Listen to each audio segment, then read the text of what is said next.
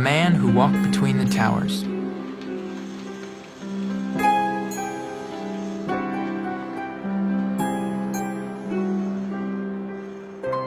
Once, there were two towers side by side. They were each 1/4 mile high, 1,340 feet, the tallest buildings in New York City. A young man saw them rise into the sky. He was a street performer.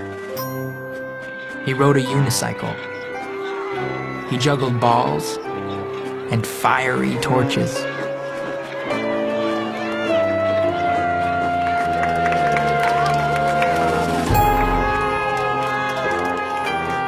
But most of all, he loved to walk and dance on a rope he tied between two trees.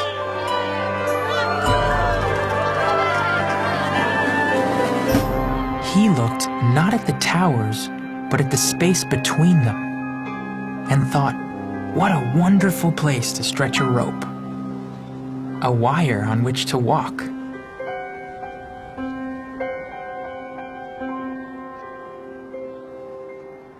Once the idea came to him, he knew he had to do it. If he saw 3 balls, he had to juggle. If he saw 2 towers, he had to walk. That's how he was.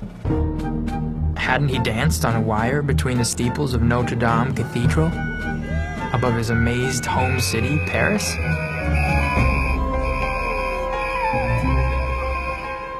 Why not here, between these towers? Of course, he knew that, as in Paris, the police and the owners of the towers would never allow it. "You must be crazy," they would say. "You'd fall for sure." And so Philippe, that was the young man's name, began a plan to do it secretly. The buildings are not quite finished, he thought. Maybe if I dressed as a construction worker. Early on an August evening, he and a friend entered the South Tower. They got a 440-pound reel of cable and other equipment into the elevator. Took it to the unfinished top 10 floors and waited till nightfall when everyone had gone. Then they carried everything up 180 stairs to the roof.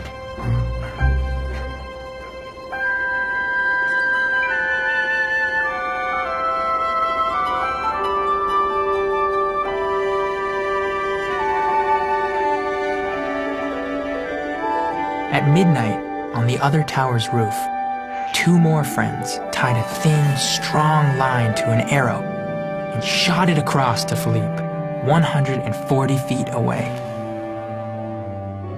It missed and landed on a ledge 15 feet below the roof. Bad luck, thought Philippe. He crawled down to the ledge over the sparkling city and got the arrow. To its line, he tied a stronger line, which his friends pulled back to their tower. To his end of the stronger line, Philippe tied the cable on which he would walk. It was 7/8 of an inch thick. His friends pulled the cable over to their tower, but it was so heavy that it slipped from Philippe's grip. The cable's middle plummeted toward the street, pulling the friends on the other tower to the very edge. Philippe, just in time, secured his end. It took 3 hours to pull the cable back up. Frantically, as the stars faded, they tightened it between the towers.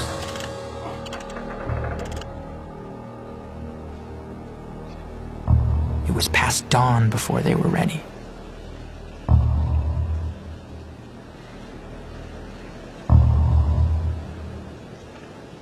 Philippe put on his black shirt and tights. He picked up his 28-foot bouncing pole.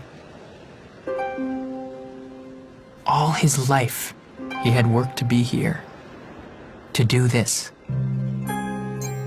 As the rising sun lit up the towers, out he stepped onto the wire. Out to the very middle he walked, as if he were walking on the air itself. Many winds whirled up from between the towers, and he swayed with them. He could feel the towers breathing. He was not afraid. He felt alone and happy and absolutely free.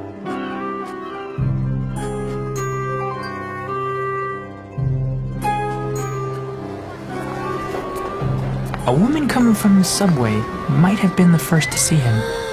Look, someone walking on a wire between the towers. Everyone stopped and looked up. They gasped and stared. It was astonishing. It was terrifying and beautiful. A quarter of a mile up in the sky, someone was dancing. Police saw it too. Officers rushed to the roofs of the towers. You're under arrest! They shouted through bullhorns. Philippe turned and walked the other way. Who would come and get him?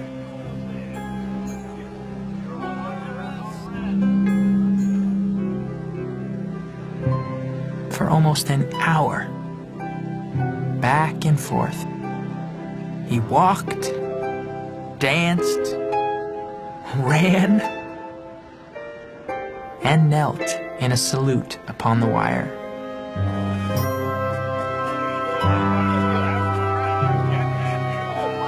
He even laid down to rest.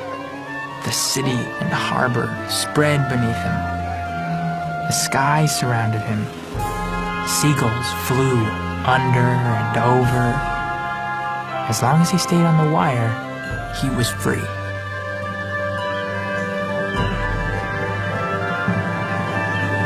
When he felt completely satisfied, he walked back to the roof and held out his wrists for the handcuffs. They brought him to court.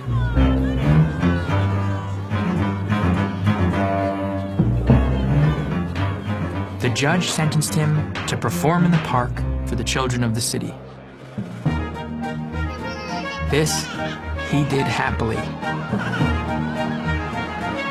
Though during his performance, some boys playing on his wire jerked it and Philippe fell, but caught himself.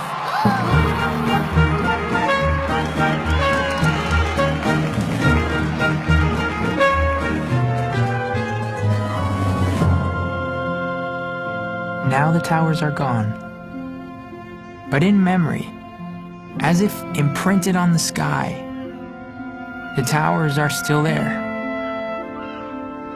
And part of that memory is the joyful morning, August 7th, 1974, when Philippe Petit walked between them in the air.